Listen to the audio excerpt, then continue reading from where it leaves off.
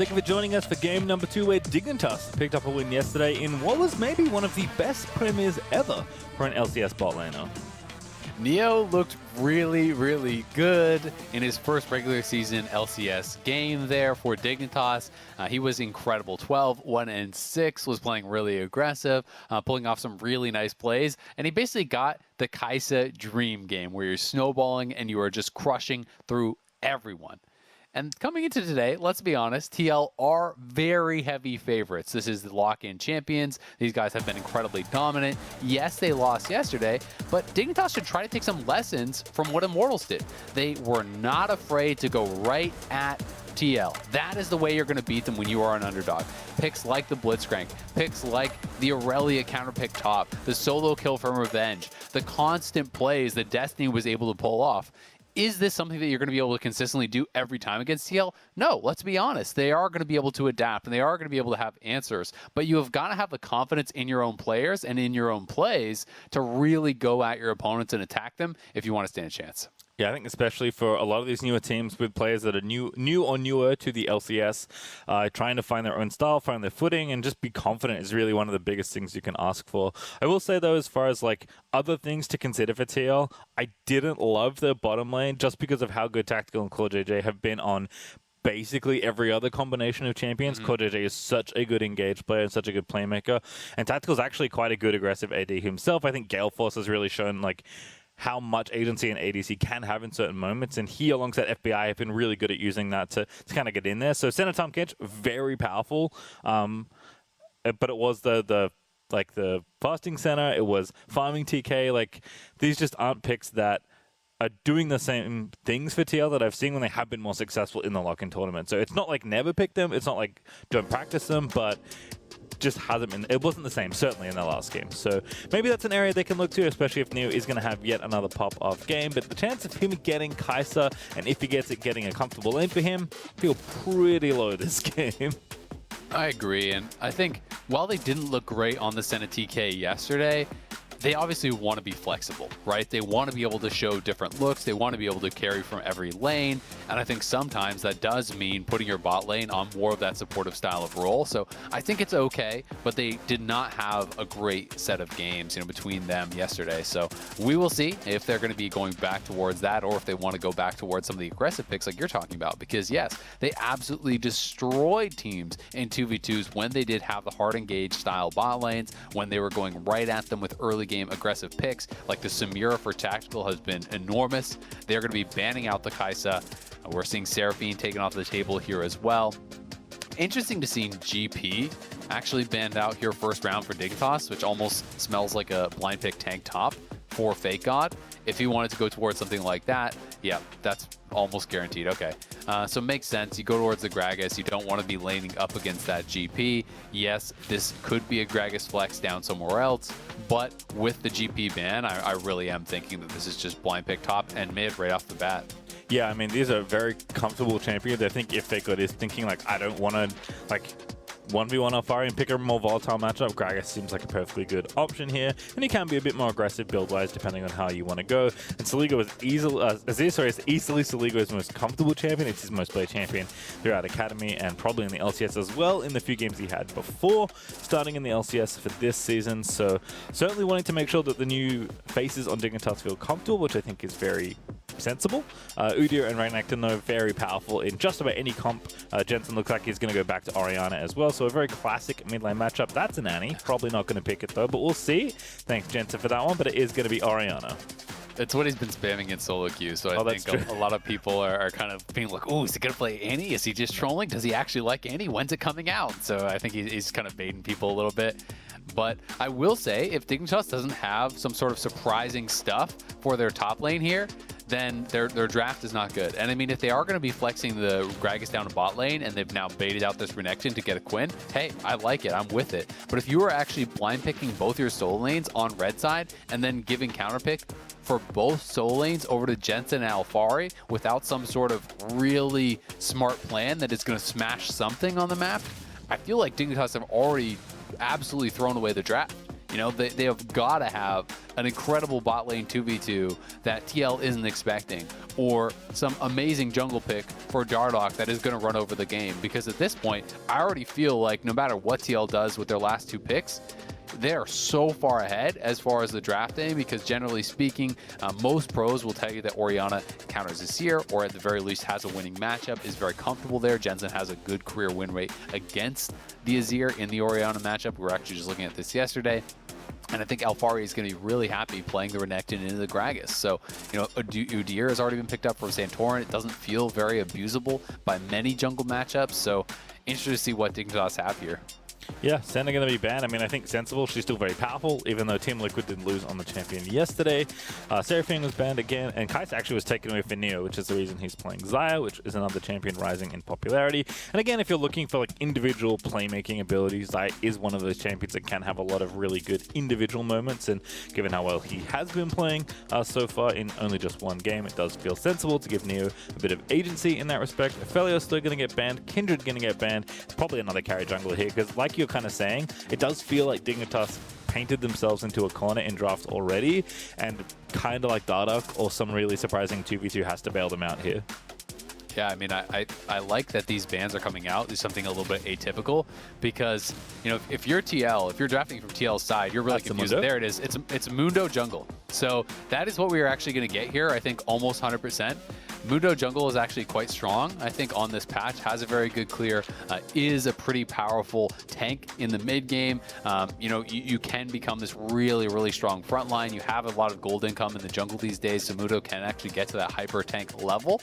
Theoretically, this could be swapped up to top, but I don't think so. Generally, Renekton is actually pretty hard early with healing cut for Mundo, so I am expecting that to be in the jungle. And then if they can get us something here that feels like a winning 2v2, maybe you go Morgana or something, I don't know. But still, I just don't feel like the Mundo's enough. It's like, oh, that's a cool pick, but what would TL have changed in their draft if you just picked this early, right? Like, nothing would have actually changed. So unless Dignitas have a brilliant support counter pick here, I'm still pretty confused by the drafting order. Yeah, I mean, they got 2 extra jungle bans, but maybe you would have preferred to play Kindred or Dove, I don't know. I guess we'll find out. Wouldn't elect your soul lanes both getting counter pick? Yeah, but look, there's that too. Gragas could still be flexed. They could still do some weird stuff. So I'm excited to see what the final pick is here. We'll see if we are convinced. Okay, so it is going to be Blitz. So this is a matchup that people do like. Generally speaking, the interaction that people will reference when talking about Thresh versus Blitz is the long windup on Thresh's hook. So when Thresh looks for the hook, you can then point and kind of get the point and click hook on him as the Blitz and try to win out that way. Try to actually attack the Thresh often more than the MF. So we'll see if they're going to be able to pull that off. That is going to be what they're looking for. It does look like it's going to be Dardoch playing the Mundo jungle here, which should be pretty interesting. First time we've seen Mundo, I want to say, in LCS for a long time. Maybe stats can let us know exactly how long it's been, but I do think this is a pick that actually is quite strong in solo queue right now. You can do the W start on Raptors. You can actually start solo camps with your E or your Q. It is traditionally Emax, and the scrapping is actually really, really strong. So I'm going to be interested to see how he does succeed. One of the struggles for Mundo, though, these days is how easy it is to access heal cut, right? It's so easy to grab an Oblivion Orb or an Executioners, and even having the amped healing reduction on some of those completed items, you know, the 60% now, is very scary for Mundo, who relies on the ultimate very, very heavily to survive. I feel like I always want to ask you, like, when's Mundo coming back? And you always say, like, when they remove Grievous Wounds from the game, basically. Like, it's just so hard for Mundo to play the game when any At sort of... least in top lane.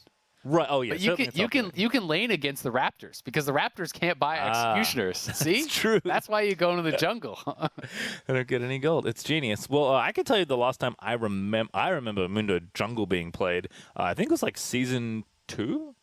Definitely was still casting games in Oceania. Definitely before the OPL and the LCS started. So a long time ago. Darshan playing it as a Rumble counter when he was in the LCS, and that was a while ago. I don't know how long that was ago. I'm thinking maybe 3-4 years back. He played at top lane as a Rumble counter when they actually first buff the magic damage reduction that you got, I believe is on your E. That actually stacks up over time. So that is something that's kind of in his kit and is pretty strong. So I'm excited to see what Dardoch can do, because Dardoch has been really, really strong in the LCS. I think even in their losses in lock-in, he was playing really well. He was one of the junglers that I think was impressing me with some of his innovation, really up to speed with some of the new builds. He was playing the Moonstone plus the Staff build with Nidalee as well as Lilia, and pretty cool stuff. All right, well, once again, Thomas to the rescue. There have been 2 Mundo Jungle games so far this split, one in the LEC and one in the LCK. The win rate is 0%. It has not won a game yet. But last time we saw it, you were right, it was actually in the LCS in 2018 summer. It was all top lane, so good memory. I wonder if that was Darshan. Yeah. Probably. Yeah, because it was briefly had a tiny little moment in one matchup where a lot of people were playing Rumble, and you could kind of just go Mundo top into Rumble and just walk at the Rumble with magic resist, and it went pretty well. But unfortunately, Rumbles can build Oblivion Orb now, so I'm excited for this game. I do think Fleet, pretty standard start here for Dardoch, is going to be able to help him with his jungle clear. And Santorin going for the phase rush really does mean there's not much of a chance of Dardoch actually like chasing down and killing him by any means, but Dardoch is just going to have to hope that he has more value come teamfight time by just being incredibly, incredibly tanky. The base damages on Mundo actually are quite high. If you can actually get access into the backline, get on top of some of these carries, just the AoE burn on your W plus the bonus damage on your E with that headbutt, which you are maxing in jungle, is very high. You really can, at one item completed, duel out against most carries pretty comfortably. Yeah, he did get buffed as well, right? A couple patches ago. So I think his health return got a little bit more generous, if I'm remembering the patch correctly. So, it's not like he's just showing up to show up. He has gotten some tuning in his favor recently. And this is something I actually really appreciate about Dardoch as a player. He is almost always on the cutting edge of whatever's happening in solo queue and around the world. He is just, and he's willing to play them as well. It's not just like, oh, I learned how to play Qiyana jungle. It's like, I am going to play Qiyana on Mundo jungle and try and succeed with it because he believes in his ability as a player. And I think that's something that I love to see. I think it's great to see from every jungler, and something that more people could go with, because it takes a lot of confidence, right? And I think that's one of the reasons that we don't always see it as much as you would sometimes like, is the fact that if you go into a game and you play Mundo jungle and you have a bad game, you will get criticized more than if you just have a bad game on Olaf or something basic. As nice little hook and trade here onto Core JJ. So that's something that, having talked to a lot of pro players, sometimes dissuades people from actually experimenting. It's just easier to go with what is the status quo, something that is going to be fairly strong, does avoid a lot more criticism. So I always love when we see players branching out, because I do think that there can be a lot of value in some of these picks, even if they are a bit more niche. A good example we saw last year was Power of Evil bringing out the Swain for FlyQuest, where they kind of drafted into this situation where their opponents were going for this really heavy dive comp. He busted out the Swain, and the opponents really had no answer. So I love that from Dardoch, and excited to see how he does on the Mundo. All right, well, he's flying through the jungle as expected. Up a camp on Santorin right now, and is actually going to take a recall as Santorin is finishing clearing the rest of his jungle. Looks like Santorin is going to full clear. I think Dardoch left one camp up, if my eyes are working. So pretty efficient on both sides here. Curious to see kind of what else happens, but I imagine if, again, my legacy jungle Mundo knowledge is holding, you do a lot of farming, and sometimes you walk in a lane and throw cleavers at people. That's about it on the lane pressure front. Yeah, it's not exactly the most powerful ganks. No, not very scary. If your opponents over push, right? If they're far up in the lane, then yeah, you can kind of just like walk behind them and chase them down. But it's going to require some sort of gank assist to really set that up, generally speaking, because people are going to be tracking him. Santorin looking for scuttle to scuttle. And because Dardoch actually didn't go straight in for that scuttle and Core JJ moved up in the river, unfortunately for Dardoch, he's not actually going to be able to get either scuttle. So not only does he not go for that 6 camp clear, Udyr didn't base, went for the 6 camp clear, and now gets double scuttle and has a better respawn timing with his Krugs down on the bot side. So quite a bit of extra farm already going the way of Santorin, which is going to feel pretty bad for Dardoch, because I do think he opted for that 5 camp clear instead of the 6 to be down for that Scuttle Crab right on spawn. But bot lane was losing, didn't have access. Yeah, you could see how it would have worked out in that, like, he took that, would have taken that Scuttle and then taken the Grumpet and now had to wait a couple seconds to spawn. So I like the idea. It does not work out, so good work from Team Liquid to group together to give Santorin that early edge in a jungle farm. Always nice to see TL working together. And it is business as usual here in the bottom lane 2v2 for Team Liquid. I mean, Xayah, Blitzcrank, not a whole lot of lane threat. Good hook there after the flash with Core JJ. Here comes Santorin with the assist. Bear stance on, and Afram is getting low. Ignite is on, and that's first blood to Santorin. Things already going so bad down in that bot lane. Look at the CS difference as well, right? And this is actually so concerning because there's a lot of farm being pushed in, but Neo could theoretically get zoned off this. I wouldn't be surprised if TL wanted to stay around a little bit for it. Core JJ having so much confidence here, looking for the flash into the hook, lining it up onto Afro. Was the easier target, and Afro just doesn't flash it, thinks that he will be able to dodge it, looking for the sidestep, cannot get it. Then the late flash is not going to get you out of there as Santorin is already on top and has the bear slap there. Tactical, needless flash for him, trying to go in and finish that off, but I think it was a pretty much guaranteed kill either way. Yep. Good work regardless from TL, and again, like, just using all that lane pressure to zone off the Xayah. And the Blitz really don't do much unless Blitz can land a hook, even though both the bots are running Ignite. Certainly Core JJ with the setup there. And he did mention last game how, you know, looking to track synergies here and how Taliyah works well with so many champions. I might have to start tracking Udyr and Thresh, because Team Liquid certainly play a lot of that combination, but giving Udyr a move block, which is something every champion desperately wants, very helpful for the champion that otherwise just runs very quickly. Can be a really nice combo for sure, but things already looking so good for TL. I mean, you look at the gold lead, they're nearing a 1.5k, now 1.5k gold lead, 5 minutes in. It's just insane. All three lanes are winning. Because of the winning lanes, Darlock couldn't get access to the bottom scuttle, so they got double scuttled. I mean, you're down this far, and you're going to lose a dragon at 6 minutes. This game is already really, really going rough for Dignitas, and I think a lot of that is due to player skill, to be fair, but I also just think that their draft order was really problematic. You know, when you're playing red side, so much of it is about the counter pick, and when you're giving up double solo lane counter pick to incredible players like Jensen and Alfari, who generally win lane anyway, you are really putting yourself at a deficit. That can be very difficult. You know, Soligo is keeping up in the farm, but he is down on pressure, and top lane is always going to be tough for Fake God, I think, against Alfari when he has his pick. Yeah, certainly. I mean, even having to, you know, take this bottom lane, I mean, I guess you got counter pick here for your support, but pressure-wise it does just feel like this MF is doing a little bit more, which maybe is something to do with the draft order, because again, I think Dig definitely showed that they wanted to prioritize keeping their newer players comfortable rather than anything else, and give their veterans, you know, the option to counterpick, just because, like, not because I think they demand a counterpick necessarily as Jensen steals the enemy blue buff, but because they just, like, want to make sure that the new players who may be nervous playing such a strong opponent in one of their early stage games, you know, just want to feel comfortable, which I can understand as well. But it does create, as you're mentioning, some, like, strategic imbalances that Team Liquid are going to take advantage of. And I think that they could have pulled off a similar thing without blind picking their solos. That's mainly my issue, right? You know, Udyr got first pick. You could actually just pick in your first round your Mundo and then at least save one of your solo lanes for later to maybe get them in a bit of a better situation. As we can see, that mid lane pressure, the jungle pressure is building up, resulting in that blue buff steal. And it looks like there is a bit of an invade, or at least a threat of an invade from Dignitas up on that top side, as Alfari right now is freezing. So Fake God is actually taking the time to look for this Udyr. But it doesn't look like much is going to happen here, and Jensen should be able to push out mid with his blue buff, then go over and help support Santorin to take this. So I like the fact that Dignitas are taking a swing with these kind of off-meta things, right? You know, that's what I want to see from a team that is the underdog. You know, go for the Blitzcrank, go for the Mundo, by all means. But the order in which you pick them is obviously very important too. All right, well, Rift Child going to be started here. Core JJ and Tactical roaming up to mid, so Team Liquid just transferring all their power, overloading the top half of the map to make sure Santorin is well covered. Dardoch is here, but he can't do anything on his own. It's a 1v3 right now.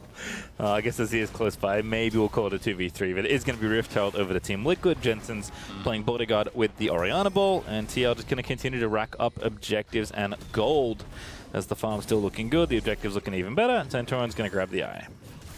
And with Jensen having his blue buff, he's going to have perma push. He can just spam out his spells non-stop against Sligo, try to keep the Azir under his tower. Even if Sligo farms well, he won't be able to move to actually support his jungler.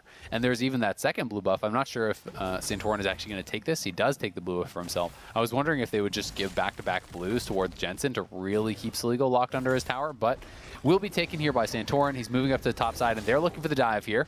Alfari gonna set it all up. Good ulti there from Fake God, but he's stunned already. It's just not gonna matter. Fake God actually maybe A-OK. Great flash for Santorin, but the slow is even better. Fake God, he finds the outplay, and Santorin dies under the enemy tower. Oh, Santorin, man.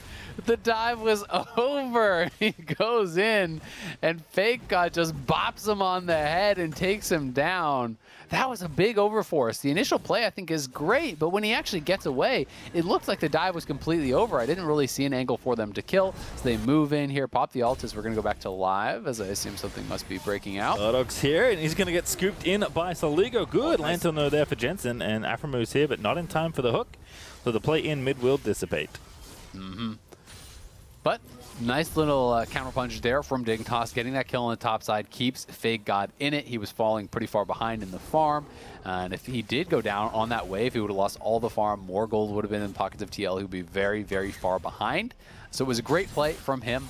But definitely think Santorin didn't need to chase after the initial disengage because he was still in tower range. And when you pull aggro on that tower, you're already very low. The tower's already heated up.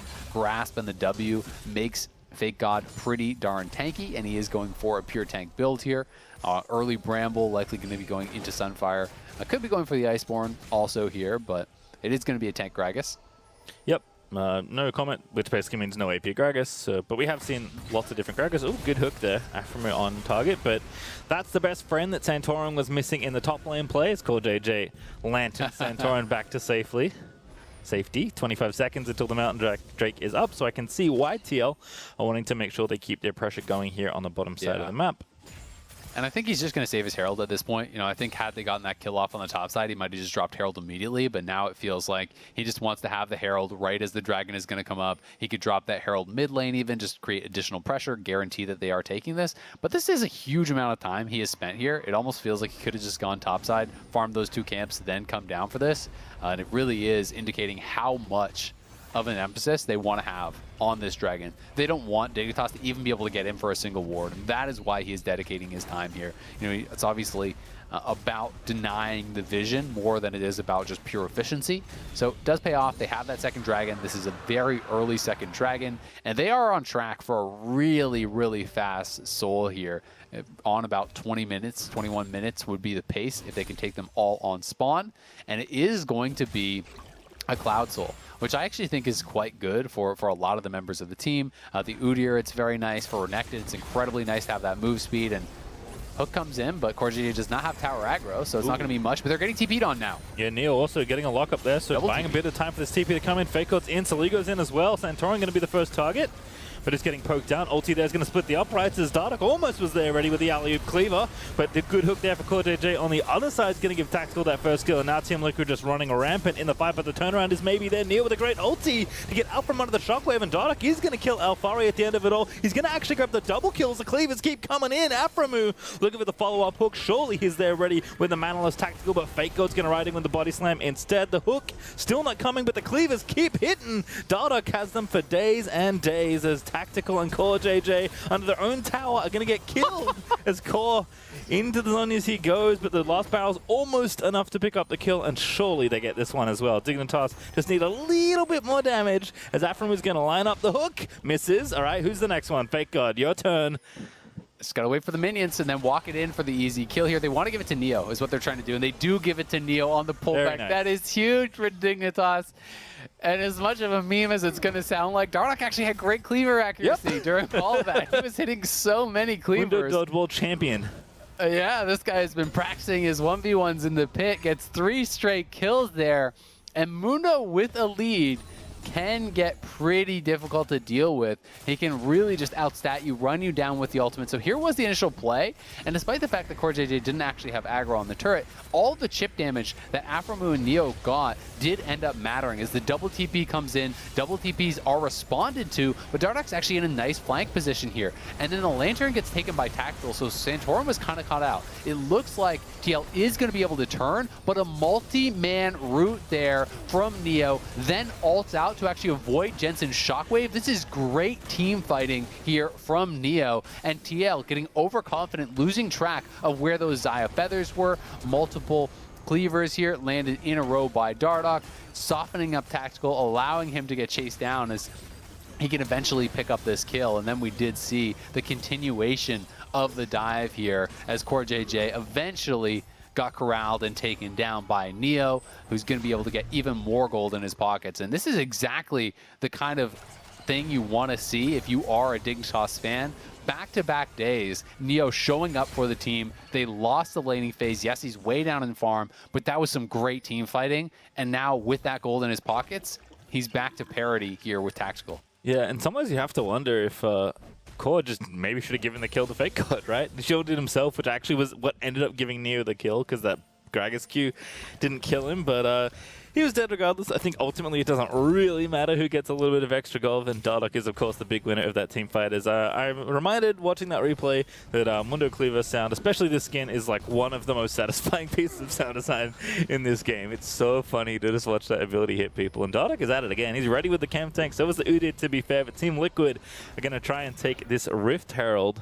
Aphromoo and Dardoch, though, got something to say as the Cleavers ran in onto poor old Shirley. Looks like they're going to take it. Leash, though, and yeah, I think they can go for it. The patience is getting low, but looks like they won't reset it, and they will be able to take it down here. Nicely done there by Dignitas as Alphari stayed down on that bottom side. That was the main difference, as both top laners actually didn't have their TP, but it's of questionable worth, right? You know, when you actually roam your top laner up towards that and you give solo tower gold over towards Alphari, like look how rich Alphari is right now. He's already 40 CS up, and then you just gave him first tower solo. And this is a post 14-minute Rift Herald, by the way. So this was actually a really bad play for Dignitas as far as the gold swing there, because the expected value is just some damage on a tower now. There's not even turret plates to actually, you know, get some of that gold back that was just given over to Alphari. And the real worry is just if Alphari now has so much gold in his pockets that he gets to this point where he's just running you over in the 1v1, running you over in the team fight. Yeah, I mean, I was laughing because Dardoch actually was topping gold until Alphari took that tower. Of course, now it's Alphari that's still there. Dardoch still with a good lead here. You can see he's working on item 2 pretty quickly and not all that expensive for these tank items. As we also see Udyr doing a similar thing. But Dig are going to pop the Herald. Getting the mid outer tower here, worth some gold. Definitely a good like strategic piece of the map to take if they can get it out of this Herald. But this charge isn't going to be enough to do it. And Dignitas aren't actually going to be able to commit to the siege. Instead, they're going to go ahead and take this Drake instead. So they do stop the Soul Snowball, which is good. Drake also good, as good as it is for Mundo as it is for Udyr, I suppose, if you want to think about it that way. Tactical is going to scoop up the farm here in topside. So kind of the same story for Team Liquid in a lot of ways, right? Where they're just so good at playing the map and trading that even when you feel like you're doing good things, Team Liquid often just stay consistently ahead of you because they're so efficient and calculated in how they play the map. But Aphromoo is going to answer here. Perhaps he can get a pick onto old Tactical, who's currently alone, although as I say that, the reinforcements are arriving. Yeah, and you should be able to know that. I think as Dignitas, the fact that he was not scared at all when Aphromoo was walking towards him is a bit of a tell that there's probably someone in the area that is going to be supporting him there. Also does have the Gale Force to potentially try to dodge out. You can see he's gone for the very early Last Whisper here, which I think makes a lot of sense when you can see both the build for Fake God as well as Dardoch. Those are the main people you're going to be hitting, and they already have a lot of armor purchased up. With the Moon Pants there on Dardoch, he's going to be going likely towards a Stone Plate second, or excuse me, Deadman's second here for additional move speed. Has the Chem Tank for more move speed, so you pop the ulti, that gives you move speed. You pop that Chem Tank, and you have the flat move speed there from the Deadman's, and it can be really, really strong. That's not the official name of the item, but I kind of want a petition to change it. Moon Pants is excellent. Yeah. I know it's something with moon in their pants. So Winged Moon Plate, I believe. But yeah, Moon Pants is just much not better. As good of a name as Moon Pants. I'm feeling All pretty right. good about that now. I agree. We're aligned. As Soligo going to scoop up the minions here in mid. Just some back and forth here. Drake not up for 3.5 minutes or so, so it's just going to be some jostling for position. Team Liquid, though, up in towers, 2-0. Fake God's going to try and get some damage done here, but hitting this is a little bit risky. Does demolish it. Going to drink and get the passive, but Alfari just starting to get in there, and Fake God just can't run anywhere. I mean, Dardoch's down here. Alfari's maybe afraid of like someone popping out, because like surely he wouldn't take this much damage with no one else around. But you've always got to be careful about your AoE burn, right? When you have Sunfire and these types of items, or even the Bramble, like you can just attack him and then trigger the Bramble, and then that return damage makes your tower hit him, right? Which is what I actually think happened there for Fake God. You know, maybe he wasn't taking that into consideration, but obviously taking the 2 tower shots there, not the biggest deal, but could have been problematic had Dardoch not been around. Well, Sheen actually for Neo, which is kind of cool, but after that Kraken Slayer. Alfari getting back in. Fake God again, still taking too much damage. Alfari ready with the ulti and the flash, but Fake God's continuing to kind of play this game, but I don't think Alfari's going to take the bait anymore. That Q's going to miss, thanks to the bot back of the belly slam. Oh, ulti puts him forward. That was the wrong damage boost. As Alfari now in front of the old minion wave, as Fake God's going to have to dip away. Procking happy hour as many times as he can, but it is enough for now to keep Gragas alive. Yeah, he has enough of an ability to kite, right? Your Q slows, the W has a little mini bump. That is going to get some distance for yourself, the ultimate for self-heal. You know, you have the body slam as well. So there's a lot of ways that Gragas can actually create space, and he is very difficult to take down. And Soligo may get chased down here. Good ulti, but does get stunned. Still no follow-up there, thanks to the Emperor's Divide creating a bit of extra terrain.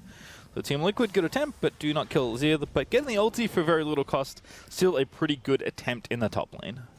Yeah, it is obviously worth going for that type of play, but Soligo, intelligent, kited back. Had he been a little bit later on that ultimate coming through, I think that Jensen may have been able to get the shockwave positioning, and if he actually could have got the ball a little bit closer and pulled him back in that bear stun, that likely would be a kill, or at the very least a flash. So they're going to be pretty happy that it did just call them that ultimate. But again, gold graph here, you can see TL on the rise once more. There is that dip after that fight in the bot lane where Dignitas did win out big time, the 3 kills all going the way of Dardoch. But since then it has slowed down, and TL again is just playing the map better, is laning better. I mean, look at the CS differences, especially in the solo lanes here. You're up about 35, 36 CS for Jensen. The top lane is an enormous amount now in the favor of Alfari, a good 60 CS in his advantage. So, you know, they just farm better. They play the map better. They have their players in the right place at the right time, collecting waves, you know, managing whether they want to slow push, to freeze, to absolutely hard shove for a reset. TL is very good at these little things, and it allows them to create advantages even when there's not action on the map. Feels like the list could just go on. They got good KDAs, they're worth more fantasy points, you know, built differently. Yeah, great coach. It's just all there. And TL, I mean, it's one of the reasons they've been a constant threat for the title for so long now, actually, in the LCS. Long has the fourth memes passed. The tactical's going to be forced to flash the Afro hook, which was on target. Dardoch is also being an absolute nuisance here around the back of the tower. Mundo's poke is not irrelevant in any sort of siege, but the real prize does seem to be this Cloud Drake, although teams are going to make sure they keep control of mid as well. But again, TL is playing the side lanes, right? They already pushed out bot. Jensen shoved that up quite a bit. Alfari's going straight to the tower. So even if Dignitas gets this, TL are going to get more gold off of it. And it is going to be a TP for the play. They actually want to contest, but are they too late? They jumped on Neo. They do get Jensen stole it. Stolen. I don't know how that happened, but we got to fight in this mid lane, so we'll have to check that out in just a moment. Dardoch taking some damage, but Neo getting low does not burn the either summoner or the ulti. So he's A-okay. Santorum was forced to flash by the looks of things, but they were looking to try and burn the Drake there, and Alfari TP'd in, and it was Jensen somehow, as I'm sure we'll see. Shockwave over the wall. I can pretty much guarantee. I mean, that's the only way, right? Yeah, has to be shockwave over the wall. And if that is the case, that's something that can be avoided by simply pulling the dragon out of the pit, right? You know, you actually leash it back. You take the extra time to do that. And, you know, in this case, we'll get a replay of that, I'm sure, and we'll be able to check in if that's exactly what happened. But, you know, you can get out comboed by an Orianna as a jungler. You know, the shockwave with the WQ is going to do more damage than your smite is, but you can make him come into the pit, right? And I'm going to assume that Dardoch just didn't pull it out, right? And this is something that's just one of those mental errors that he's probably not really thinking about it, not really worrying about that potential shockwave. The smite looked like it brought it down to 41 HP, so very close, but Jensen gets it. And yes, maybe that's a low chance for Jensen, but Dardoch should have just pulled that out of the pit, and it never would have happened. All right. Yeah. I mean, Dardoch saw the ball, so he knew it was a possibility, but it's a big deal, too, because now they're at Soul Point. Yep. One of those little things that is going to have a cascading impact on this game that TL were already feeling very comfortable in. I mean, they're up 3,000 gold. They're on Soul Point now. They're still shutting Dig out of taking any towers.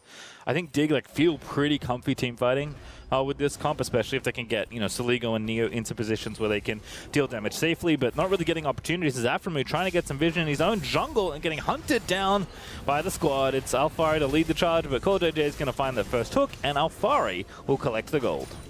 And now TL can actually threaten the Baron, right? We're 24 minutes in here. They have full vision control. Dignitas was trying to get something back, but it was Afro on a solo mission. The rest of his team was all mid lane. And now TL started up. They are going to be looking for this turn. Alphari is in position to flank Neo. You are face checking a Crocodile, my friend. Yep, it's a bad time. Ulti's not going to save you for too long as Alphari just going to slice straight on. Dice in, and Alphari takes down Neo as Dardoch is going to try and chase the TL top laner down, but the Baron is the real issue here as Fake God's in the area. Dardoch also ready with a potential steal. He's got the flash, he's got the smite, he's charging in on Mundo. But Alphari's flanking them now. They're in such a dire position. Here comes Alphari. Goes in again. Good shockwave there for Jensen. Set up by Alphari. Finds the Azir. Dardoch is going to die, so TL can go straight back to the Baron. But Fake God also on the table as they'll let him live for now. As Team Liquid, they turn, they find the kills, and they go straight back to the objective. This was perfect from TL. Alphari making that look so easy. Is behind enemy lines, finds Neo, kills him off, gets his flash and ultimate. Then Dignitas are basically in a no-win situation.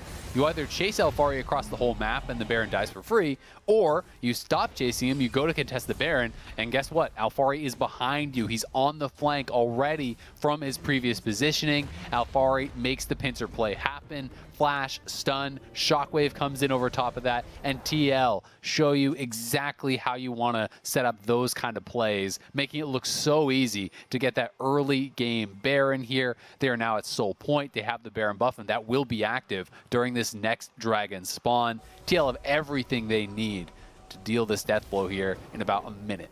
Yeah, if it wasn't enough already, the Red Bull Baron buff powered Team Liquid, I guess, going to knock down mid here. Afro did get the mid outer, which is good, but a very, very small consolation given what's about to happen to the rest of Dignitas' current structures. Team Liquid take the mid outer. They're going to take this tier 2 pretty quickly as well. And as you said, in a minute's time, they'll fall back to the Cloud Soul and take that as well. So Dig in a very dire spot here. They're starting to pick up items on their carries. Maybe they can string together a 5v5. They need to find an actual 5v5 and not find themselves being picked off in their own jungle. As Afro's going to try and make the play. But Jensen just steps back with the lantern for safety and is A-OK. Yeah, they're just pressuring them across the map here. Fake God trying to hold on to this tower. Dardoch moving up. And he's just going to commit to the tower kill. We'll see if they can chase him down, but looks like they feel TL is too close and could respond to that, so they don't want to overcommit. They're just going to have to give up even more, back it up into the base, trying to play full-on defense here. And Santorin now just threatening with the engage here to zone them off and get them yet another turret. They are so far ahead in gold, and when you have your opponents locked in their base like this, as Saligo takes a nasty cue to the face there from MF, you know that they have no vision on the map, right? Which makes it so easy to grab Dragon. Good hook. CallJJ going to set up Dardoch there. He's going to get killed by Tactical. And now Saligo going in, scoops up 2 with the Emperor's Divide, but now he's getting chased by the rest of Team Liquid. Santorin, of course, first to the party, as Alphari is going to be on a killing spree as he takes down Saligo. Shockwave for Jensen. Hook for CallJJ. Could be a twofer as a double kill for Alphari is going to come through. And now Fake God, the next target, is Alphari going to try and finish him off. And indeed, 45 seconds with the Baron up. Aphromoo going to get stunned up in front of his own fountain. And Team Liquid actually need to kill another inhibitor because, might as well. But instead, they'll turn back on. They'll look to take the Nexus down. And Dignitas, 2v4. Tactical's dead. 2v4. Going to try and defend this Nexus, but no such luck. Team Liquid bouncing right back after a loss yesterday. Take down Dignitas. looking really good while they're at it. They had that one fight that went bad for them down on the bottom side, but Dignitas never really got a foot into the game besides that. Team Liquid showing us how once they get a hold of the game, they know how to close it out incredibly quickly. The Baron setup was great. Pick onto Aframu, the flank from Alfari killing off Neo, and then the pincer play when the other 3 members came in. They get the Baron, they end the game in what was a very quick one here. Team Liquid back in their dominant form. Yeah, it's kind of fun to watch how the whole sequence started. Because I just love like the little things like Santorin just yeeting in as Udyr, popping the chem tank and running forward. Like we often talk about how good like TF Gold Cut is in a Siege, right? Because you just hold it and then threaten someone as you walk up to the tower. Same concept, except the Gold Cut is Udyr, and he's just running at your carries the whole time. And turns out Team Liquid are more than far enough ahead that they could actually just convert that one pick into 3 more picks and then into the Nexus, because they were in the base with the Baron with 40 seconds to go. Pretty simple from there. I mean, you got a bear running at you full speed like that, you bet your ass you're going to run away. I'm starting to set the theme. You know, Volibear last year on FlyQuest for Santorin now moves to Team Liquid. He's playing Udyr. Yeah, I feel like they were onto something here. On the other side, though, we're going to have Alfari for the Verizon post-game interview, so don't go too far. We'll meet you there.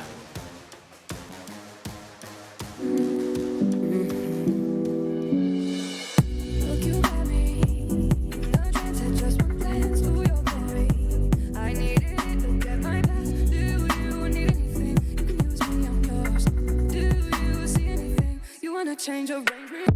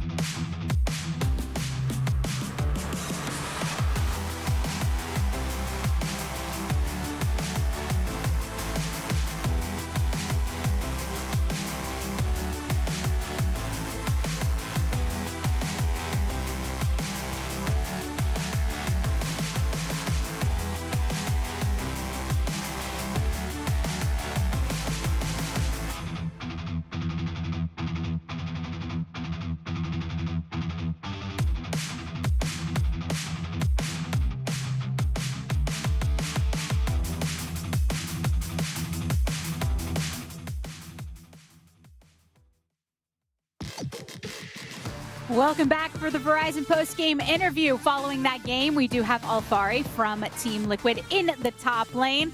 First thing I got to get from you is obviously the start was maybe unexpected for yourself and Team Liquid fans, but you were able to pick it up today with a very secure win. What were your takeaways from yesterday, and how did you convert that into today's victory?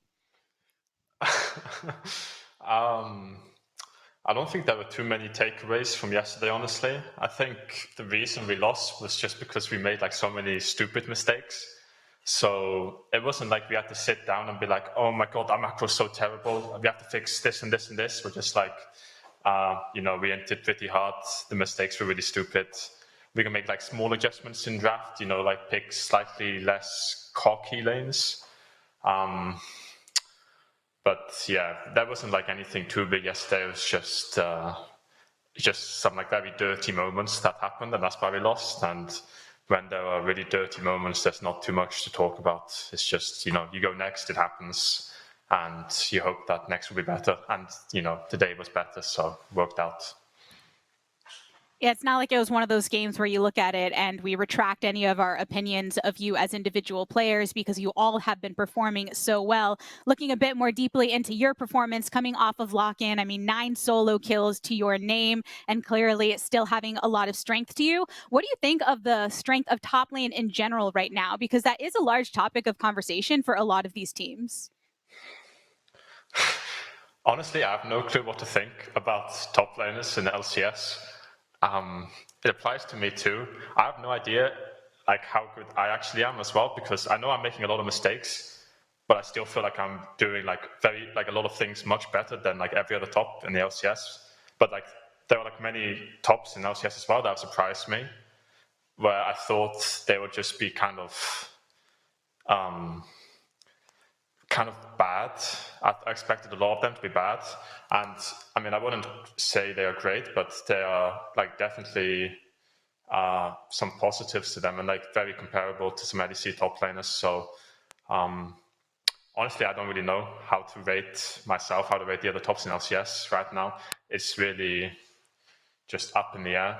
I say I don't know how to rate myself. Obviously, I'm very confident in myself, and I think that I'm really good, but really good for this league. I don't know, how that really compares, but that's to be honest, I don't know. It's just regular season, and I haven't really practiced against a lot of the top laners yet either, because of lock-ins. There were like a lot of teams not really scrimming, so like Fake God, I think this is the first time I ever played against him. I haven't scrimmed against him, never played solo queue against him, so I have no idea what to really think as well. So I'm kind of just getting used to all the players and still forming my opinions. Yeah, that's for sure something that's going to come with the time in the earlier weeks of the LCS as you have those opportunities to face off against these additional top laners. With Team Liquid, the sights are always on the grand prize, kind of the overall goal of the victory at the end of the season and beyond. So when it comes from this point forward, trying to continue with the team, is there anything that you and everyone is doing in particular to try and keep that aggression at the forefront with that hunger we all know you to have? There's nothing in particular that I think we are doing like special now compared to what we were doing the last weeks to try and play aggressively and play a bit faster than what Team Liquid were used to in previous years. I think generally we just have a very free mindset right now, where we are willing to play a lot of stuff in scrims and on stage, and every player I feel like has a lot of trust with each other, and everyone is willing to sacrifice if needed to play, a different style if needed or if wanted. So we're just trying to figure out what we can actually do, and just prioritizing having fun and testing different things, I think. Well, we will all be following you and the rest of Team Liquid on that journey. Alfari, thanks for stopping by. Thanks. Fun times with Team Liquid, whether it's on the Rift or their fan page, as their Twitter page has become. But for more on the game that we all just witnessed, let's head on over to the State Farm analyst desk. Thank you very much, Latigris. I guess with a win in the books, they can swap their profile on Twitter back to being a Team Liquid fan page. But Hai, I want to come to you first as we dive right into it. And we are going to start from the literal beginning, where the minions meet in the bot lane. I'm going to hand this off to you. It's a bit of an early game saga. Right. I actually didn't really like the way that Dignitas played this lane phase. You saw that Aphromoo went for an early hook in the lane phase, and that actually made them lose lane pressure. If Xayah wants to push into Thresh Misfortune, she has to start wave earlier and spam her spells on the skills. That didn't happen here, so they got pushed in, and then that leads Thresh to have control of the river, due to the fact that Aphromoo hooked that level 1 and they actually lost lane because of that hook. And people wouldn't really expect that, right? They would think that if Blitzcrank lands a hook, then they win the lane phase, but that wasn't the case here. It's actually bad to hook here.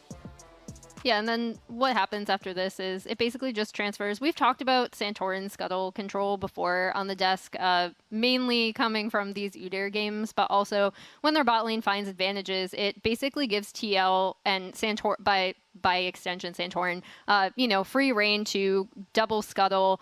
Typically, when you're looking at where both of these junglers started, you would theoretically be expecting them to path more topside, but with the absolute dominion that they have over the bot lane, this really allows them to just loop back, go for the double scuttle, and it transfers into Drake control. It basically allows them to take over the entire bot side part of the map really early on.